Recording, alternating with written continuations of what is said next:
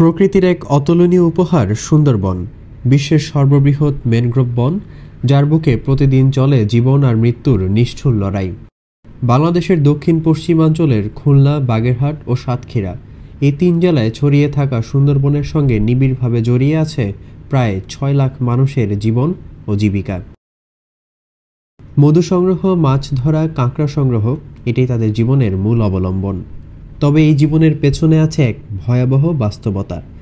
সুন্দরবনের সবুজের আড়ালে লুকিয়ে আছে হিংস্র বাঘ, প্রাণঘাতী কুমির ও হাঙরের ভয়াল উপস্থিতি।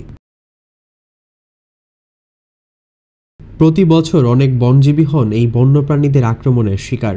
অনেকে আর ফিরে আসেন না, তবে যারা বেঁচে ফিরেন শরীরের ক্ষত আর মনে অদৃশ্য ক্ষরণ নিয়ে।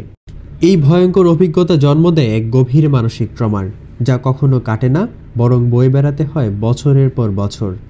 বিশেষত যারা বাঘের মুখোমুখি হয়েছেন, তাদের মানসিক যন্ত্রণা হয়ে ওঠে চিরস্থায়ী। এই পরিস্থিতিকে বলা হয় post traumatic eco stress disorder. এটি একটি বিশেষ ট্রমা যার উৎস প্রকৃতি, যার শেকড় গেঁথে আছে জীবিকার সংগ্রামে। মানে যে সময় আক্রমণ তো করে, সে সময় মনে করেন নলিতে বেরিয়ে থাকে। মনে করেন আমার যে সময় খামসে হয়েছে, আমার যে সময় টাইনি নিচে নামাইতে পারিছি, সে সময় ওই সময় আমার খামসে হয়েছে। মনে করেন যেসব জায়গায় খামসে দিয়েছে সব ফাড়ি চলে গেছে। মনে করেন আমার এই মাথায় খামসে মেরেছে, মাথা ফাড়ি গেছে। হাতে খামসে মেরেছে, হাত ফাড়ি গেছে। পুরুত সব ফাড়ি গেছে। মনে করেন হাত ফাড়ি গেছে, গালে আমার গাল মনে করেন এ ফাড়ি গেছে, এই গালে শালিয়ে দেওয়া। এই চৌকিরটা মেরেছে ছাড়া, এই কান টান সব ছিঁড়ে গেছে। এই গলা একটা মেরেছে, এগিনি ছিঁড়ে গেছে। নলি মনে করেন আপনার তো কামড় দেওয়া লাগবে না, আপনার তো দুটো নলি মেরে টান দিলি পর তো মনে করেন আমি সুন্দরবনে যাই। মনে করেন আমাদের হাতে মনে করেন হাতে কোনো গায়ে গেছে, কোনো হাতে ২,০০০ টাকা পালাম, কি ৫,০০০ টাকা পালাম। আবার অনেক সময় আছে মনে করেন তোমার হাতে ২০,০০০ টাকা ভাগে পেলাম।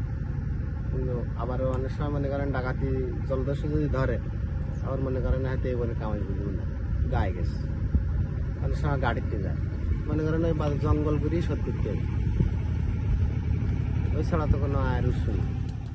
ওই সময় মনে করেন আমি তো অসুস্থ, আমার যারা আরো ভালো, আমার যারা আরো সাহসী, কিন্তু তারাও ওই সময় তোমার ভয়ে কাজ করিনি। আমার ওই চাকরির অ্যাক্সিডেন্ট হলি, আমারটা জামাই ছিল, আমার ভাইসা চাকরির, ওই জামাইটাই মনে করেন আপনার পাড়ে এসি ওইরকম ভয়তে আপনার কি হয়েছিল? আমার ওই মনে করেন ভয় কাজ করে না এমন কোনো মানুষ নেই, ভয় তো ভয়। এরকম মানে ধরেন ঘুমাচ্ছেন, হঠাৎ করে হচ্ছে আপনার ওই যেমন ওই আপনি উঠে গেলেন বা হচ্ছে এরকম হয়। হ্যাঁ, মানে এরকম হইলে এরপর আপনি শান্ত হন কিভাবে? মানে ধরেন শান্ত হয়ে মনে করেন আমি বসিয়ে দিয়ে দেখি যে দোয়া দুরুদ হয়, দোয়া দুরুদ পড়ি মনে করেন শোয়ার সময়। আর ওই সময় আমি যে মনে করেন আমার নাড়েক গেলে আপাতত ২ জন লোক লিখবে।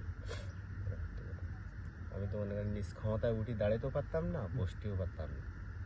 মনে করেন আমার ওই ২ জনে উঠি যা মনে করেন বারান্ডা কান চেয়ার দেয়, ওই চেয়ারে আমার ২ জনে ধরি বসে দিত।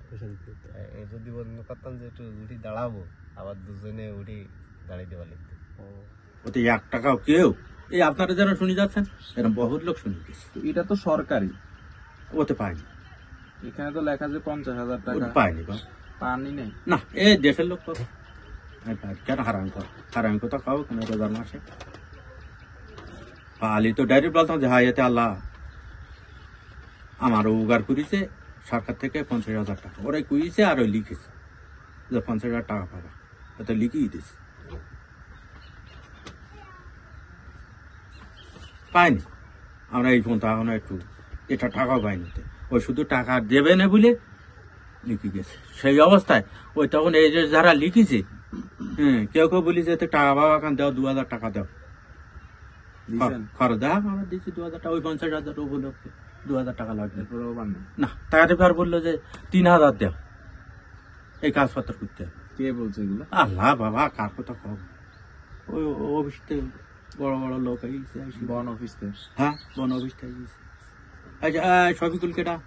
তা আমি স্যার, তোমার কাগজপত্র কমপ্লিট? তাহলে হ্যাঁ কমপ্লিট, শিগগিরই 2000 টাকা দাও। কেন?